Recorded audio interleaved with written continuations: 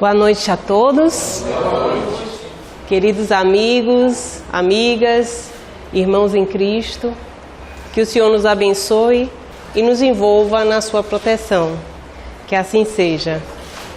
Amém. Amém. Bem, hoje o tema Gênese orgânica.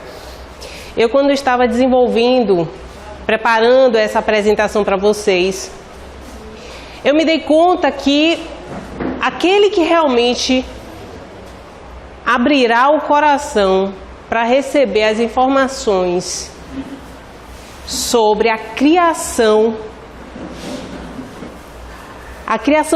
da vida na Terra, é aquele que realmente, nesse momento, já se enxerga como espírito.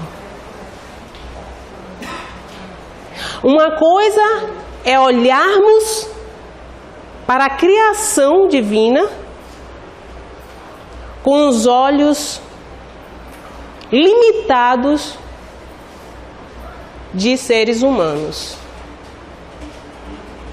Outra coisa é olharmos para a obra do Pai com os olhos de espírito que somos. Quando a gente começa a se aprofundar nesse tema, é praticamente uma aula de biologia, de ciência, de química. Eu me lembrei da época, do meu primário, meu ginásio, há muito tempo atrás. Mas eu achei que não, é uma palestra sobre a doutrina espírita. Então nós temos que prestar muita atenção nesse aspecto também do espírito. Inteligentemente, Allan Kardec, no livro A Gênese, ele no capítulo 10 que a gente vai desenvolver, a Gênese orgânica, em seguida vai trazer no capítulo 11º a Gênese espiritual. Olha como é um assunto que está ligado. Temos que nos dar conta que se estamos agora encarnados aqui como seres humanos, tendo esta encarnação, as informações, acesso às informações que temos tido, é porque em algum momento na humanidade a criação divina fez, através de um processo, com que estivéssemos aqui. Foi com a permissão divina que chegamos até aqui. E que caminho é esse? Bem, o caminho, Allan Kardec, nesse capítulo, ele didaticamente traz a primeira formação dos seres vivos, porque para falar de seres vivos, vamos falar de outros seres. Afinal de contas, vivos não temos só a humanidade, óbvio, Apesar de a gente, no nosso egoísmo, sempre pensar primeiro no homem, na espécie humana. Depois, princípio vital, eu vou fazer uns esclarecimentos que eu acho bem pertinentes, inclusive até em relação ao próprio conteúdo que está na obra Gênese. Geração espontânea, que foi uma teoria desenvolvida à época de Kardec. E, por fim, sobre o homem na sua versão, o homem corpóreo. Como eu disse, capítulo seguinte, provavelmente uma pessoa que vai abordar, falará sobre o homem espiritual. Mas sempre, como somos espíritos, sempre vou estar fazendo essa ponte. Então, a princípio, quando a gente fala de a primeira formação dos seres vivos, para nós entendermos, eu trago esse trechinho do livro que está escrito assim: cada espécie animal saiu de um primeiro casal ou de vários casais criados simultaneamente em diferentes lugares. Ora, vejamos. Estamos falando da vida na Terra. Só tem vida aqui na Terra? Eu adorei esse não firme. Tem gente que fica assim, será? Sim. Não. Porque agora estamos pensando como espíritos. Aí nós afirmamos veementemente, não, há vida em outros lugares, há vida em várias dimensões. Não é isso? Para vocês terem uma ideia, a Terra ela tem cerca de 4,5 bilhões de anos. Mas a gente não consegue ter uma ideia desse tempo. 4,5 bilhões de anos. Eu mal consigo ter uma noção da minha idade. Outro dia nem me lembro mais direito. Minha infância, minha adolescência, minha fase adulta. Eu estou encarnado, não sei das minhas outras encarnações. Se perguntar como ser espiritual, quanto tempo eu tenho de existência, eu não faço a mínima ideia. Temos uma noção do tempo que estamos agora encarnados, nessa encarnação. Por quê? Mensuramos o tempo de acordo com a rotação terrestre e o movimento de translação, que é o movimento que a Terra faz ao redor do Sol. Aí eu pego, desencarno, vou para outro planeta, vou para Marte. Aliás, Marte não, eu queria tanto ir para Júpiter, eu vou para Júpiter. Porque na revista Espírita eu já soube que Júpiter é um planeta mais legal. Aí eu vou para lá. O tempo em Júpiter é parecido com o da Terra? Próximo? Por quê? A distância de Júpiter para o Sol é diferente da distância da Terra para o Sol. Então, o ano de Júpiter com certeza é diferente do nosso. Assim como também o diâmetro do planeta é diferente da Terra. Então, um dia em Júpiter tem quantidade de horas diferente do nosso dia. Aí muitas vezes a gente vê na literatura espírita a dificuldade do espírito comunicante que está narrando a história em mensurar tempo para nós. Porque ele tem que tentar adequar o tempo da história onde ele está vivendo, que não existe o tempo no mundo espiritual, existe aqui, que estamos encarnados. Eu costumo dizer que para Deus não existe tempo. Por isso que a gente erra durante 10, 20 encarnações, para Ele tanto faz. A gente vai reencarnar. O importante é para a gente, a nossa evolução. Então a dificuldade é essa. Quando o André Luiz, por exemplo, lá em nosso lar, que ficou 8 anos no umbral, né? Ele tomou um susto quando disseram 8 anos, cerca de 8 anos terrestres. Para mim parece que foi anteontem. Porque há essa dificuldade. Então, quando a gente vai e diz, a Terra tem 4,5 milhões de anos, que é isso, meu Deus? Quem foi que ajudou na organização da vida no orbe terrestre? Jesus. Jesus veio coordenar a vida aqui no planeta. E era um espírito puro, crístico. Há 4,5 bilhões de anos atrás. Não dá para a gente calcular. A Via Láctea, que é a galáxia que o nosso sistema solar está inserido. Para vocês terem uma ideia, o Sol é o astro mais importante para nós aqui na Terra. Por quê? É através da luz solar que nós temos os nossos metabolismos. A vida no planeta Terra, como a gente concebe, entende e vê, só é possível por causa do Sol. O Sol é apenas uma estrela dentre das 100 a 400 bilhões de estrelas na Via Láctea. Só na Via Láctea, que é uma galáxia. Uma galáxia entre milhões de galáxias que tem no universo. Sabe Deus quantos universos tem? Só Ele mesmo sabe. porque nós ainda estamos limitados ao que estamos inseridos. Então há muito para descobrir, muito para aprender, e só depende de cada um de nós despertar a vontade. A vontade está onde, gente? No Espírito. A vontade é uma determinação do Espírito.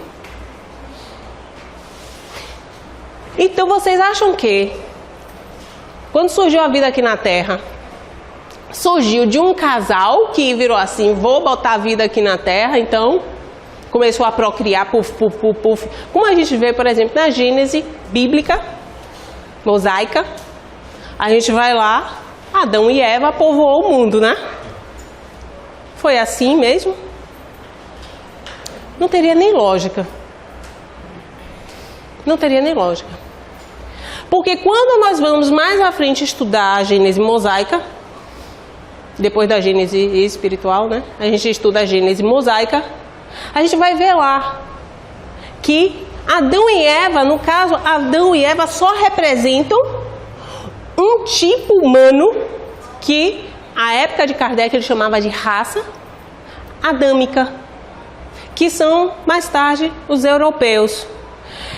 Seria um tipo espiritual que, quando habita o globo terrestre, ele vem um pouco mais aprimorado do que aqueles que já estavam aqui habitando. Então já havia vida, ou seja, seres humanos vivendo na América Latina, na Europa. Entretanto, aí vem essa raça adâmica. E é ela que é registrada nos livros de Moisés, há 3.000 anos atrás, né? Antes de Cristo, aliás, né? Mas sabemos que 10.000 anos antes de Jesus vir ao planeta, encarnado aqui conosco, nós já tínhamos seres humanos habitando a Terra. Temos registros na China, entre outros povos mais antigos. Então, a última suposição de que vários casais, simultaneamente, eles criaram, né, foram procriando, a última suposição é a mais provável. O estudo das camadas geológicas atesta a presença da mesma espécie sobre os pontos mais distantes do globo. Então, aí é a prova de que tínhamos na América do Sul, através da camada geológica, a gente pega, desce vamos dizer, pega uma serra assim para ter uma ideia, né? Uma montanha, a gente vai descendo, uma caverna, vai vindo as camadas que fazem parte da Terra. E ali eles vão fazendo o teste com o carbono 12 e o carbono 14. E vão mensurando a idade. Com os achados, com os fósseis, temos as descobertas. E já tem prova de que os mesmos seres que foram encontrados em alguns pontos do globo, vamos dizer, na América do Sul, foram encontrados na América do Norte, foram encontrados na Ásia, por aí vai. E no mesmo tempo. Então sabemos que o globo terrestre, a vida das espécies começaram a ser geradas ao mesmo tempo.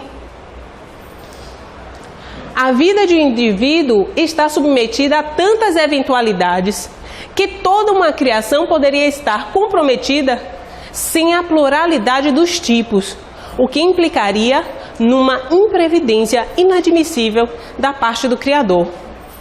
Então, se só houvesse uma espécie habitando, a pergunta é como que ela iria sobreviver? Nós agora, que somos seres humanos, para manter o nosso corpo, nós dependemos de outros seres. De outros seres, vegetais ou animais. Temos que nutrir o corpo. Ou tem alguém aqui que já está realizando a fotossíntese, eu não sei, está vivendo de luz. Tem? Não. Então, uma espécie depende da outra para sobreviver.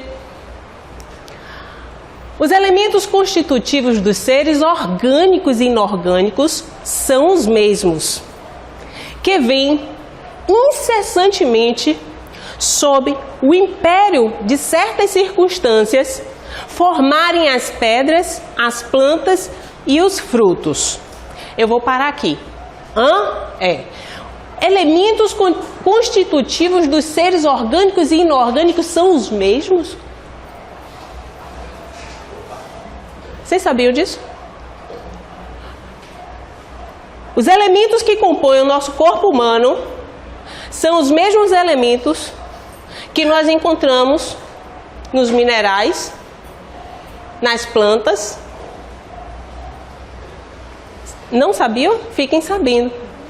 O nosso planeta, assim como a espécie humana, nós somos praticamente o que eu chamo de chão. Carbono, hidrogênio, oxigênio e nitrogênio, que na época de Kardec, como um bom francês, né? E na França até hoje se usa o termo azoto, que quer dizer, segundo Lavoisier, ele que utilizou muito esse nome, A de não, zoto, vivo, então não vivo.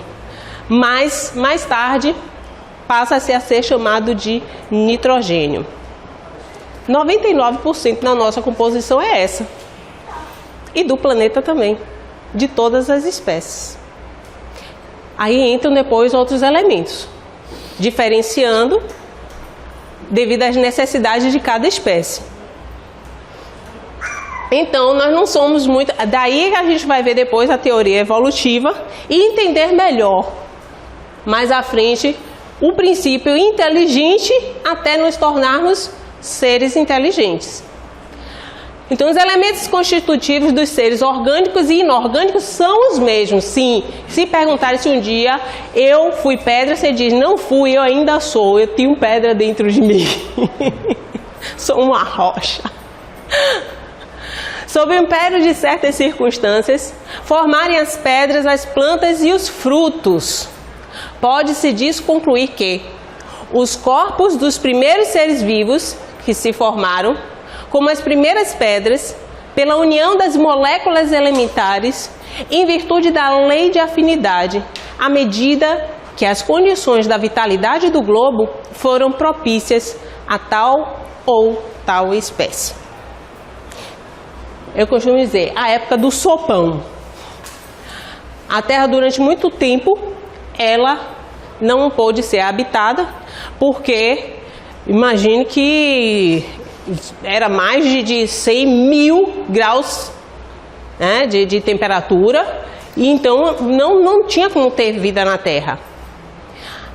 Depois, cerca de 4 milhões de anos até 3,5 milhões de anos, não estou falando bilhões não, um intervalo de 15 mil anos, teve um pequeno resfriamento, onde começaram as primeiras placas começaram a endurecer o solo. E aí deu a possibilidade de surgirem as primeiras organizações para existir a vida em si no planeta. Então há todo um critério. Quando a gente fala dos elementos que eu disse que nós já fomos pedra, por exemplo, o que é uma molécula de água? H2, né? 2 hidrogênios mais um oxigênio. Tá bom. Essa arrumação H2O vai ser água em qualquer lugar do universo, pelo menos para nós seres humanos. Entendemos a H2O como água. Como que esse H2O é formado? Afinidade, a lei da atração. Então, os elementos, quando eles se atraem, os átomos se atraem, eles vão se arrumando e vão criando determinadas moléculas em termos de algumas circunstâncias, no sentido que, se eu tenho H2O e eu arranjo mais um O e fica H2O2, deixa de ser água e passa a ser uma substância corrosiva. Então, olha a importância disso. Mas, como assim a importância disso, Karina? Quando a gente fala de elementos, a gente fala desse sistema de afinidade, de atração, o que é que faz, então, que surjam essas afinidades? Eu costumo dizer que as CNTPs, né? a condição normal de temperatura e pressão. E trago isso para a nossa realidade. Eu, Karina, sou um O. Arranjo 2 hidrogênios, que se habilita aí, 2 hidrogênios que vão viver comigo. E estamos tranquilos, não tem nada interferindo na nossa vida, até que um elemento S, de sogra, começa a interferir na minha relação com os dois Hs. O que é que vai ocorrer? Se eu não perder um H, provavelmente vou perder os 2 Hs, né? E vou ficar sozinha, um Ozinho sozinho. Porque quando há uma interferência, uma mudança, e geralmente isso ocorre muito de temperatura, das circunstâncias, os elementos acabam por se modificar, rompendo as relações. Isso não é muito estranho, né? Quando a gente traz para a nossa vida. É bem parecido. Então, você dizer que o mundo dos átomos é diferente do nosso mundo, não é tanto assim, não. Então, na formação dos animais e das plantas, não entra nenhum corpo especial. Não entra. Exclusivamente, eu estou falando material, né? Que não se acha igualmente no reino mineral. Então, a composição, tanto de seres inorgânicos como orgânicos, mesmos elementos. O que vai diferenciar? Arrumação, necessidade para cada espécie. Daí, Gabriel Delany nos traz que o princípio inteligente se individualiza lentamente por um processo de elaboração das formas inferiores da natureza, a fim de atingir gradativamente a humanidade. Quando eu falo de princípio inteligente, eu estou falando da questão 23 de O Livro dos Espíritos. O Livro dos Espíritos ele é dividido em 4 partes. Logo, a primeira parte vai falar sobre a criação. Tanto que a primeira questão que é Deus, o nosso Criador. Já começa com o Criador e depois vai desenvolver investigando a criação. Lá na questão 23, Kardec vai perguntar: o que é o Espírito? E os Espíritos respondem: é o princípio inteligente da criação. Que é Deus? Deus é quem? Ele pergunta que, né? Que é Deus? Mas tem alguma coisa antes dessa causa. Inteligência suprema, causa primeira ou primária de todas as coisas. Então, Deus é a inteligência maior, suprema é a maior de todas. A causa primeira de todas as coisas. Ou seja, sem Deus não existiria nada do que nós concebemos como existência. Causa primeira de todas as coisas, inteligência suprema. Questão 23, o que é o Espírito? Princípio inteligente, criado por quem? Inteligência suprema. Princípio inteligente da criação dele.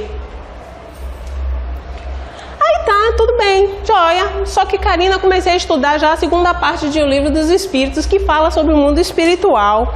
E parece que Allan Kardec, ele se passou, porque na questão lá, 76, ele perguntou de novo o que é o Espírito.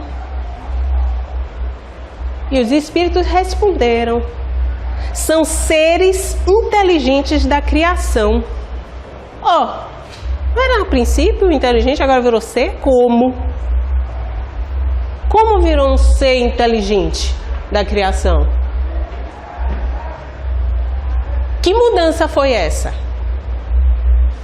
É o que Gabriel Delany está tentando explicar.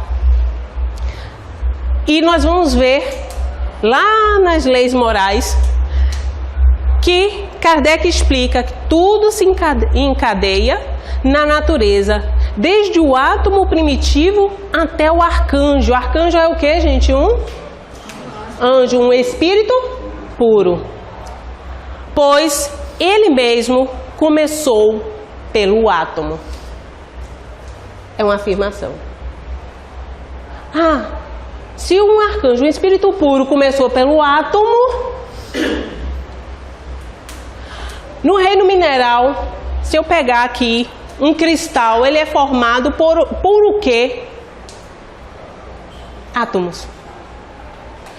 Há uma grande discussão no meio espírita se o princípio inteligente, ele começa a se desenvolver até que se torne um arcanjo um dia, né?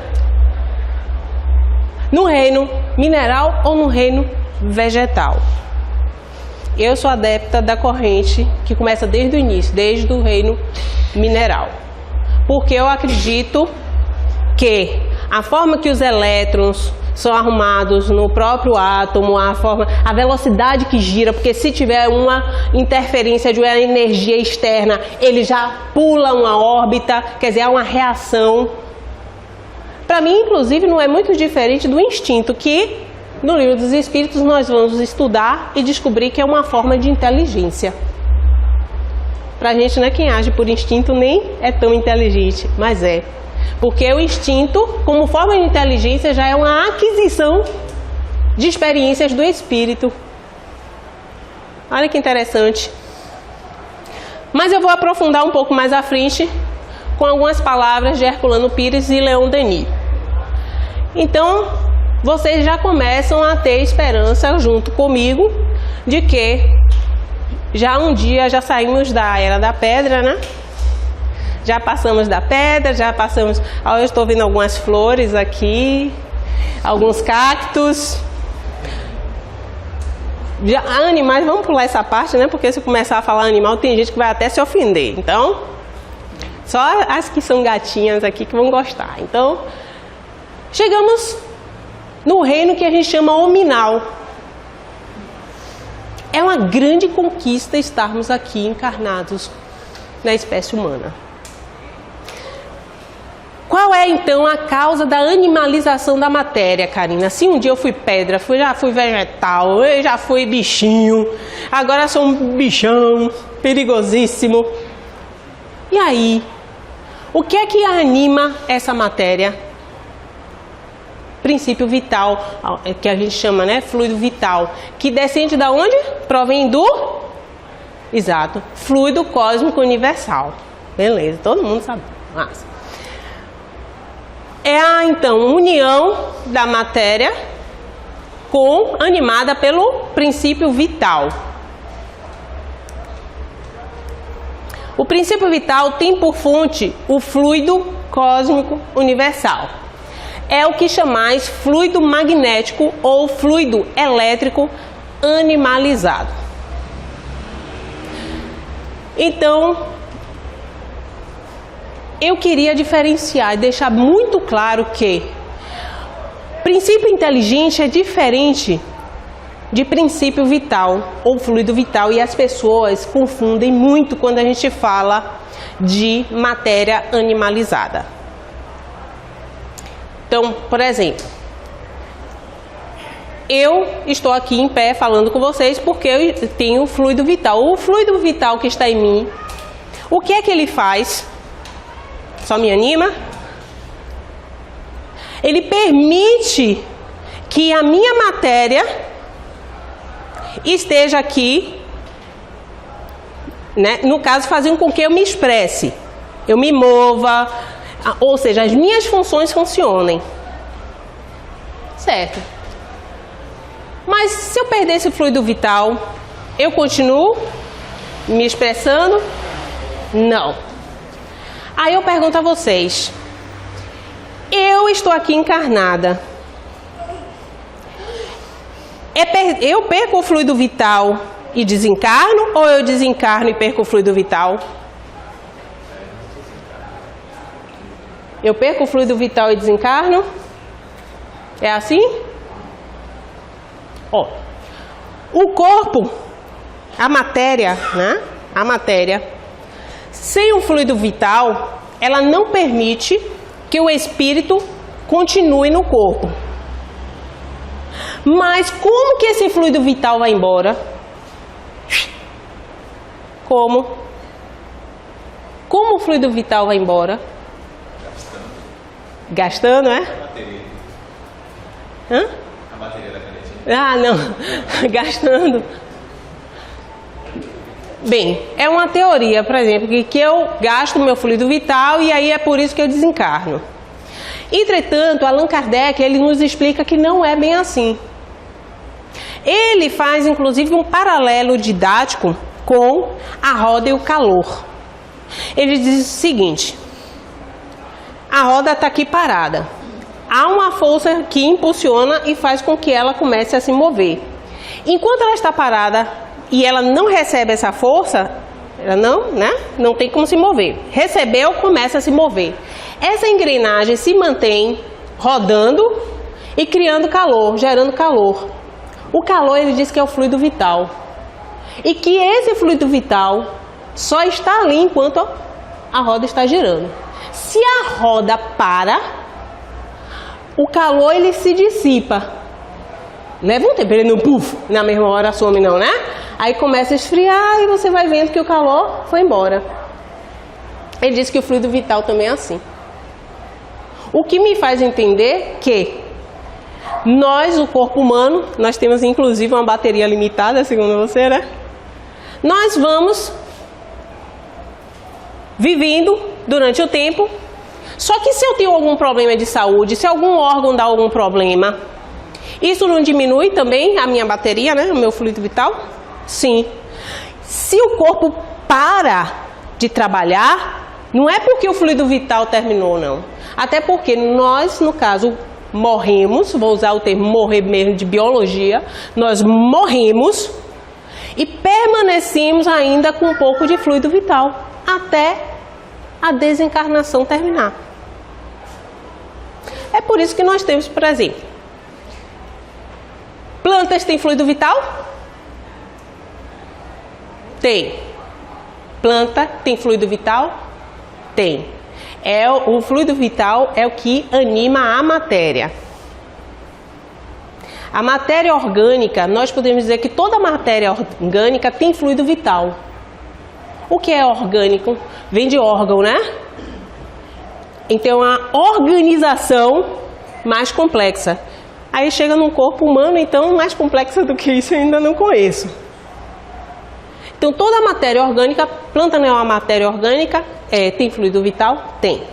Karina vai lá na árvore e pá, puxa uma folha da amendoeira. A folha seca na minha mão? Fica esturricada? Não. Ela ainda permanece verde durante bastante tempo, não é isso? Porque ainda tem fluido vital. Com o tempo ela vai perdendo o fluido vital e vai entrando em decomposição. Tem alguma diferença da gente? Deu para entender? Tá. Então, eu tô meio, pra eu ficar ligado aqui. O princípio vital, o fluido vital é um subproduto, como eu falei, do fluido cósmico universal. Ele é encontrado em todos os corpos vivos da natureza. Aí eu volto, planta é um corpo vivo? Embora ela não fale para você, eu sou um corpo vivo, né? Mas sabemos.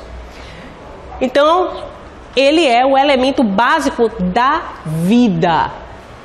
É mantido pela ação dos órgãos físicos não no sentido de biológicos como os nossos, físicos no sentido de estruturas organizadas pelos alimentos, ar e centros de força.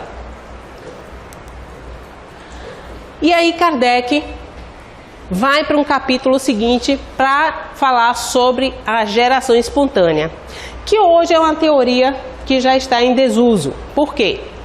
A geração espontânea, ela defendia que os seres, eles surgiam espontaneamente. Bastava que se desse as condições necessárias para aquela espécie surgir do nada. Por quê? Imagine aqueles porões na Europa, na época de Kardec, estamos no ano 1800 e... Livros dos Espíritos, mais ou menos, 57, né? Para a gente não ultrapassar muito. 1857, aqueles porões de navios, aqueles armazéns cheios de ratinhos. Eles fechavam, estocavam, armazenavam a comida, não tinha bicho nenhum. Quando iam tirar do local, que abriu uma porta lá, cheia de bicho, cheia de rato, cheia de... Como que esses bichos surgiam? Aí desenvolveram a teoria da geração espontânea. Tem alguma coisa tocando, não é meu. Tem uma sacolinha aqui, né? Não é a minha não, aqui. Tem uma sacola aqui atrás. Então, essa teoria era muito limitada, até porque na época não se usavam muito, não tinham microscópios potentes como nós temos hoje. Tanto os microscópios como os telescópios nos trouxeram o macromundo e o micromundo para as nossas vidas. Então, muitas moléstias, doenças que nós não tínhamos, não sabíamos, não tínhamos acesso por desinformação, porque não víamos aquelas bactérias, não víamos aqueles micro-organismos. Quando começou-se a se fazer as experiências, principalmente quem derrubou de vez essa geração espontânea foi Louis Pasteur. Lembra o leite pasteurizado? Até porque o leite era um dos alimentos que mais surgiam insetos, bactérias, insetos maiores. Tava lá o leite, no outro dia estava o leite meio fermentado, cheio de bichinho, cheio de larva. Imagina, né? Que higiene maravilhosa. E aí Pasteur desenvolve o método que fica, inclusive até com o nome deles, né? De pasteurizar, levando o leite a determinada temperatura, que fazia com que essa temperatura matasse aqueles micróbios, aquelas bactérias. Então, tem alguma coisa estranha. Aí foram ver que simplesmente essa teoria espontânea não teria como vingar, porque na verdade a gente via surgirem organismos que visualmente antes a gente não tinha condição de vê-los, que eles estavam ali. Então, formam-se espontaneamente em nossos dias seres orgânicos unicamente pela união dos elementos constitutivos, sem germes preliminares, produtos da geração comum, ou seja, sem pais nem mães. Bota um litro de leite lá, no outro dia estava cheio de bicho. Então, hoje já sabemos que não. Os partidários da geração espontânea respondem afirmativamente e se apoiam sobre observações diretas que parecem conclusivas. Se aplica somente aos seres mais inferiores, aqueles onde começa a manifestação da vida. Isso já foi superado. Os contrários pensam que os seres vivos somente se reproduzem uns pelos outros. Essa opinião deixa sempre subsistir a questão da formação dos primeiros tipos de cada espécie. A escala dos seres orgânicos. Temos os seres inorgânicos, que são os minerais, né? As pedras, a areia, tá? Inorgânico. Orgânico, uma organização mais complexa, que a gente chama, né, uma organização biológica. Nós temos as plantas. O caráter mais marcante que a distingue dos animais é estarem ligadas ao solo e dele tirarem seu alimento sem deslocamento. Então, olha que interessante. A planta está lá no solo, do solo que ela vai retirar os nutrientes para se manter. Inclusive, achavam antigamente que na semente nós tínhamos já, por exemplo, é uma árvore, eu falei de uma amendoeira agora há pouco. Na semente da amendoeira, nós teríamos a amendoeira lá dentro, e não é assim. Você vê que tudo parte de uma teoria, vai se estudando até que um dia a gente entende como é que é o mecanismo. Então, uma pequena semente, ela precisa ter as condições para começar a brotar e tudo, a se desenvolver. Quando a gente fala das plantas, a planta é um ser orgânico, vai se nutrir com o que tem no solo. E interessante, existe princípio inteligente aí na planta? Se eu acho que tem princípio inteligente nos átomos, imagine na planta. Aí a planta, ela procura o sol. Você coloca, tira ela de um lugar e replanta num lugar que a água está mais distante. Ela vai procurar com suas raízes encontrar a água. Isso não é inteligência? Não é inteligência racional, mas é um tipo de inteligência. Zoófilos. Zoófilos, o nome já diz, zoo, animais, filos, plantas. Tem a aparência exterior da planta, prendem-se ao solo, como animal aurem seu alimento no meio ambiente. As plantas carnívoras já não estão dependentes de se nutrir do solo. Elas já conseguem a sobrevivência pelo ambiente. E nós conseguimos a nossa sobrevivência como? Tem alguém aqui plantado no solo? Tem alguém aqui pegando bicho no ar e engolindo? Não. Mas nós buscamos nossos alimentos no meio ambiente. Então, quando chegamos na cadeia dos animais, os animais estão livres para procurar o seu alimento. Daí que os animais têm o instinto de caça. E, enfim, o homem corporal. Nós, do ponto de vista corporal, pertence à classe dos mamíferos. Animal. Mesma composição química, mesmos órgãos, mesmas funções dos mamíferos, mesmos modos de nutrição, respiração, secreção e reprodução.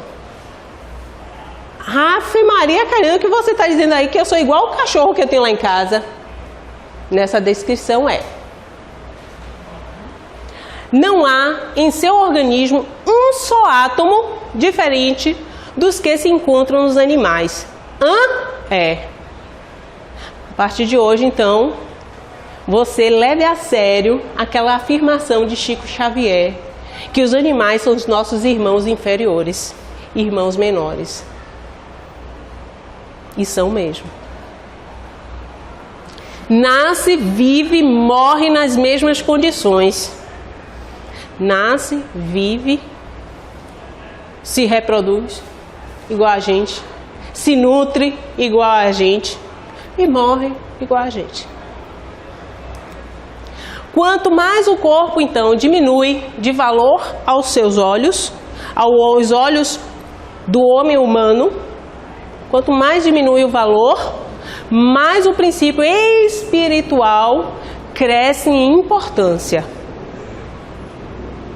Quando nós, um valor no sentido que entendemos que o nosso corpo, ele tem uma função espiritual. Até pouco tempo atrás, como eu não entendia e não sabia, eu era ignorante, por isso que a gente tem que ter dó das pessoas ignorantes. Eu não entendia que o corpo era para a nossa função espiritual, para nós existirmos, no sentido de espírito encarnado. Não, eu achava que era para aproveitar mesmo, então eu tostava no sol, eu fumava, eu bebia, eu perdia as noites. Porque isso daí é aquele materialista que vive para as sensações e não para o espírito. Entenderam? Então a ótica, ela começa a inverter quando a gente se vê como espírito. O corpo passa a ser um instrumento do ser espiritual e não um instrumento de sensações do homem material. Cresce em importância. Se o corpo o coloca ao nível do animal, já pensou ficar só atendendo aos meus instintos básicos? Ser um CBD? Né? Um come, bebe, dorme? Então, o princípio espiritual o eleva a uma altura incomensurável, sem podermos ter uma noção do quanto é importante esse lado espiritual em todos nós. Vemos o círculo em que se detém o animal, não vemos o limite onde pode chegar o espírito do homem. Então, dentro da teoria da Gênese, pelo Espiritismo, entendemos que somos criados simples e ignorantes por Deus.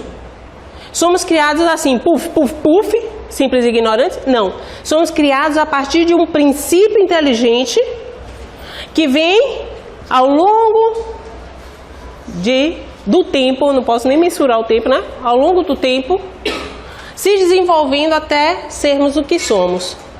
E essa longa estrada que já percorremos, não é o mínimo que nós temos a ideia de que temos que percorrer aí pela frente. Lembra? Jesus, 4,5 bilhões de anos atrás, já era um Cristo. Ainda é até hoje, né? Já era um Cristo. Imagine quanto tempo ainda temos que percorrer nas nossas encarnações e desenvolvermos espiritualmente, aprimorando-nos espiritualmente. Há muito chão. Voltando àquela afirmação do início, para encerrar, do átomo ao arcanjo. Aqui eu trago, adoro passar, por isso que eu gosto de imagem, né? Deixo bem claro, aqui é o átomo e a composição vai se tornando-se mais complexa. Aí nós temos o mineral que vai, né, da sua composição mais complexa. Lembra qual é a afirmação? Karina, quer dizer que todos esses elementos aí que você está me mostrando têm a mesma composição? Sim. A folha? Sim. A planta? Sim. A formiga? Sim. Os mamíferos? Olha, gente, baleia é mamífero, viu? Os mamíferos? Sim. E o que é isso aqui? Uma mandala. Não. Isso é uma representação de um arcanjo, de um espírito. Porque não tem como a gente expressar o que seria esse espírito. A fagulha, né? A centelha divina. Então é assim que tudo serve, que tudo se encadeia na natureza, desde o átomo primitivo até o arcanjo, que também começou por ser átomo. Voltando a essa questão, nós lembramos de uma afirmação de Leon Denis, que, na verdade, Herculano Pires, ele insere em uma das suas obras a evolução espiritual do homem, na perspectiva da doutrina espírita, dizendo que, muitos conhecem essa frase, a alma dorme no mineral, sonha no vegetal, agita-se no animal e desperta ou acorda no homem, né, no hominal. Aí tem algumas traduções, algumas adequações. E eu trago para vocês que essa afirmação, na verdade, é do próprio Herculano Pires, nessa obra. Então, a ontogênese espírita, ou seja, a teoria doutrinária da criação dos seres. Ontogênese, ele traz, né, onto sendo ser, gênese, na verdade, é criação, mas ele coloca como logia o estudo da ciência da criação. Revela o processo evolutivo a partir do reino mineral até o reino hominal. Então eu estou com Herculano Pires. Essa teoria da evolução é mais audaciosa que a de Darwin. Leon Denis a definiu numa sequência poética e naturalista. A alma dorme na pedra, sonha no vegetal, agita-se no animal e acorda no homem. Entre cada uma dessas fases existe uma zona intermediária, como se pode verificar nos estudos científicos. Então você não é uma pedra, no outro dia você vira um vegetal, né? E você também não era um bichinho na outra encarnação e puf, virou agora. Não, tudo é um processo. E essa transição, nós ainda não temos informações, talvez não saibamos nem processar essas informações que devam chegar para nós futuramente. Assim, a teoria espírita da evolução considera o homem como um todo formado de espírito e matéria, elementos gerais do universo. A própria evolução é apresentada como um processo dialético de interação entre esses dois elementos primordiais, o espírito e a matéria. Por que eu estou dizendo isso? Leon Denis, nessa obra maravilhosa, O Problema do Ser, do Destino e da Dor, ele nos traz a afirmação que é na planta a inteligência dormita. No animal, sonha. No homem, acorda. Só no homem acorda essa inteligência. Conhece-se, possui-se e torna-se consciente. A partir daí, o progresso de alguma sorte fatal nas formas inferiores da natureza só se pode realizar pelo acordo da vontade humana com as leis eternas. Bem, para fechar, estamos na hora, né? Na planta, a inteligência dormita. Na planta tem princípio inteligente? Ele está dizendo que na planta há inteligência. Inteligência é a mesma coisa que princípio inteligente? Depende. O que é um princípio inteligente? O princípio inteligente, estou falando em termos português mesmo. O que é princípio, gente? O início. Inteligente. É o início. O início inteligente. Isso é a mesma coisa de dizer que é uma inteligência? Mais ou menos, né? A gente pode dizer que o princípio inteligente é o princípio de uma inteligência, mas não de uma inteligência na sua completude, na sua magnitude, quando ela vai ser lá na frente, né? Ele vai potencializando. Então, isso que Leon Denis está querendo dizer. A inteligência, como o ser humano a concebe, o que é inteligência para nós seres humanos? Aquisição de conhecimento. Aquisição de conhecimento. Aí ele está dizendo, olha, a planta, ela não fica adquirindo conhecimento. Ela não reconhece as coisas no sentido de aquisição de saber. Ela, a inteligência dela, está agindo por instinto, procurando a água, procurando a luz. Mas ela não está aprendendo. Ela está se desenvolvendo como princípio inteligente. Mas inteligência como aquisição de conhecimento, ele fala, o animal está começando, está ali, ó, sonhando. O que é sonhar, gente? Quando a gente está estudando a emancipação da alma, nós, enquanto estamos dormindo, estamos o quê? Vivendo, não é isso? Experiências. Vocês já observaram que os animais, eles, quando dormem, o olho também fica vibrando? Eles estão sonhando com o quê? Estão lá no mundo espiritual, que nem a gente, vivenciando experiências? Não, né? Eles estão relembrando imagens. Já estão guardando aquisição de conhecimento. Mas é no homem que esse conhecimento é colocado, né, nas experiências. Vivenciado. Exato. Mas é aquilo que ele falou, né? O salto, né? A gente não dá saltos, a gente vai fazendo as adaptações. Por isso temos animais domésticos que só faltam falar. Tem uns até que falam, né? Tem uns que falam. Então, para fechar, eu trago aqui o que o próprio Allan Kardec fala na questão 71 de O Livro dos Espíritos. A inteligência é uma faculdade especial, peculiar a algumas classes de seres orgânicos. Seres orgânicos. Então a gente pode dizer, poxa, acabamos de falar aí que seres orgânicos, as plantas são seres orgânicos? São. Então eu não posso dizer que todas as plantas já não começaram a desenvolver certa inteligência, entendeu? Peculiar a algumas classes de seres orgânicos. E que lhes dá, com pensamento, a vontade de atuar. Ó, aí nós vamos para ter pensamento, temos que desenvolver a razão. O pensamento é o uso da razão, da racionalidade. Então o homem é o único ser que age através da razão. Com o pensamento, a vontade de atuar, a consciência de que existem e de que constitui uma individualidade cada um, assim como os meios de estabelecerem relações com o mundo exterior e de proverem as suas necessidades.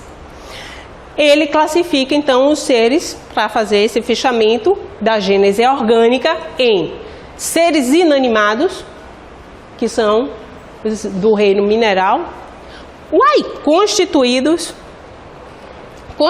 de matéria, sem vitalidade nem inteligência. Lembremos que inteligência é diferente de princípio inteligente, que são os corpos brutos. Os seres animados que não pensam, formados de matéria e dotados de vitalidade, porém destituídos de inteligência. E por fim, os seres animados pensantes, formados de matéria, dotados de vitalidade e tendo a mais um princípio inteligente que lhe permite, que lhe dá a faculdade de pensar. Então, porque a gente poderia interpretar aí, tá dizendo que isso só é o princípio inteligente, não é inteligência. Não, agora ele está dizendo, o princípio inteligente que está vindo desde lá do mineral, agora, quando chega no ser pensante, permite a ele a faculdade de pensar mesmo. Né? Pois bem, meus amigos, eu desejo para vocês, a partir de amanhã, uma boa semana abençoada, no amor de Jesus, lembrando cada vez mais, tendo a consciência que sim, somos seres espirituais, vivendo aqui na Terra, uma vida na matéria. Que Jesus abençoe a todos com muita paz, muita luz, sempre tendo esse espírito puro dentro dos nossos corações. Que assim seja.